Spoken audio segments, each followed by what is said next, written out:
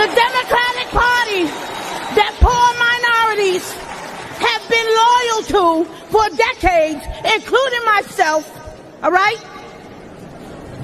They betrayed us. They stabbed us in the back. Joe Biden and Kamala Harris, who claim to represent us, have abandoned us. They neglected the poor minority communities across America. But mine eyes have been opened. I love it. How do you not love it? Just like so many other poor minorities across America. Donald Trump shares our values, love of God and family and country.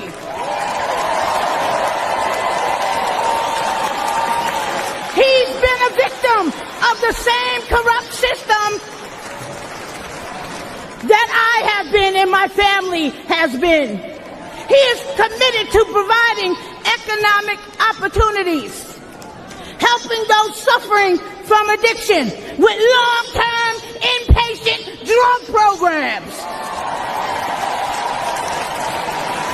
rolling back deadly bail reform policies that are getting our children killed every single day, and supporting our police.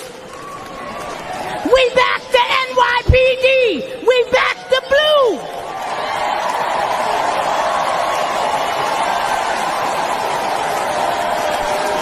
You gotta love it. You gotta stand up.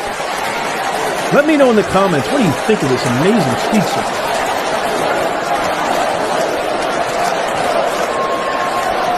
Back the blue. NYPD, black the blue.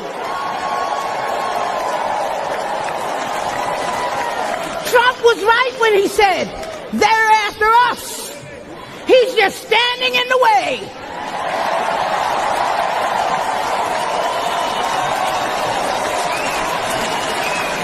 Guess what?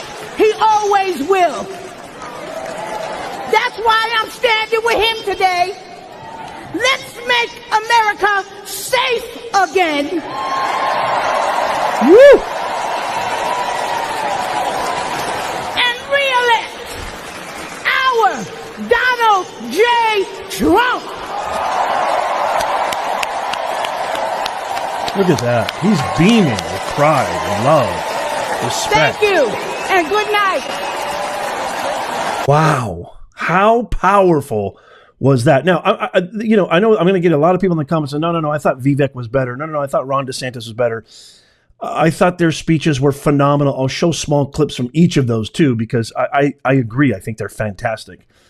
I'm going to tell you why I think that this amazing speech by Madeleine Brame was so important, okay, and so powerful for a couple of reasons. The first reason is this.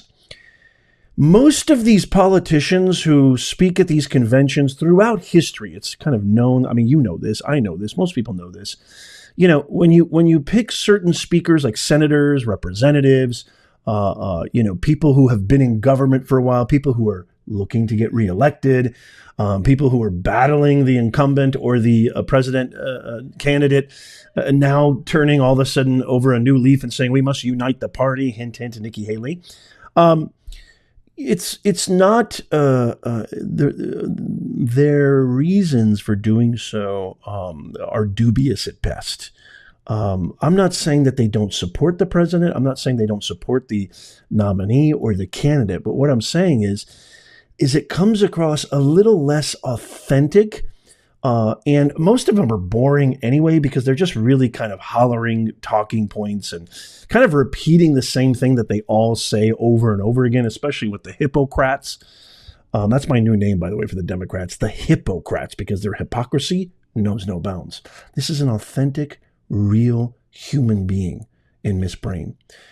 She doesn't have anything to gain. All these other politicians and all these other speakers, most of them, 95% of them, if not higher, they have something to gain. They're actually, governors, etc.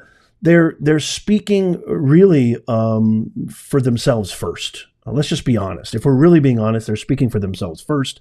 They're either trying to get reelected, they're trying to either fulfill ambitions of elevating their career in the political hierarchy and ladder in their party. It's just the truth. Madeline has nothing to gain from this. She's not trying to win a seat. She's not trying to get reelected. Any kind of notoriety or fame is probably going to be very, very minimal at best. Maybe a few opportunities come out of this. But it's not evident, again, studying Aristotle's principles of rhetoric, ethos, pathos, logos, audience, purpose, message. It's not evident. Her authenticity absolutely bleeds through the camera. Her energy, her vivaciousness, her conviction is so powerful. And I think that this should happen more, not just in the RNC, but in every single convention, in all party get-togethers like this where they galvanize the base. They should have real, authentic people speaking, okay, and sharing their stories because they're more relatable. They're more authentic. Authenticity is key. That's part of the reason why Vivek and other up-and-comers like Hawley, Senator Hawley, etc., that's why they've been coming across so well, even J.D. Vance, because they are emblematic of that one thing that they all need to have, which is relatability. Nobody has that better than Trump.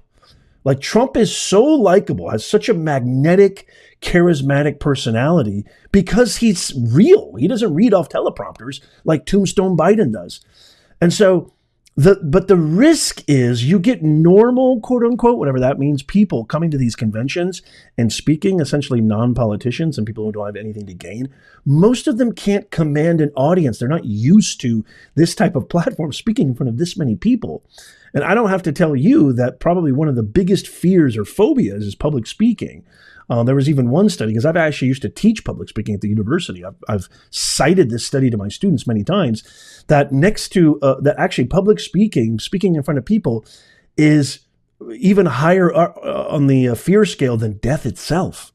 So more people fear public speaking than death, which is, it's true. Look this up yourself. Do your own research. I always advocate that. So the fact that she not only came across so authentic, but her boisterous, energetic, vivacious, powerful, impactful words come straight from visceral authenticity and experience.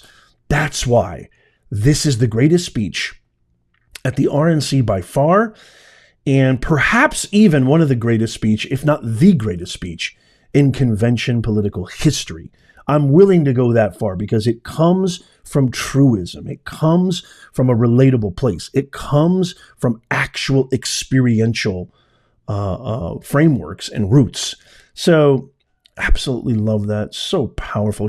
And you can tell she meant every single word. Now, I want to hear your thoughts on that. Let me know in the comments down below. What do you think of what I just said? What do you think of Madeline Brame? What do you think of her speech? Do you agree, disagree? I don't care if you oppose me. I don't care if you call me crazy. I want to hear from you because I love, me. One of my biggest pastimes is research. Not only did I do it all the time as a career, but I love to do research and I love to make the best content possible. So I love hearing from you. It actually helps me make and create better content for you. So please leave a comment and let me know. I read them all. I may not be able to respond to them all. It's physically impossible, but I do check them all out. So please leave a comment down below. Now, let's check out a little clip from Vivek, because I do think Vivek knocked it out of the park. Check this out.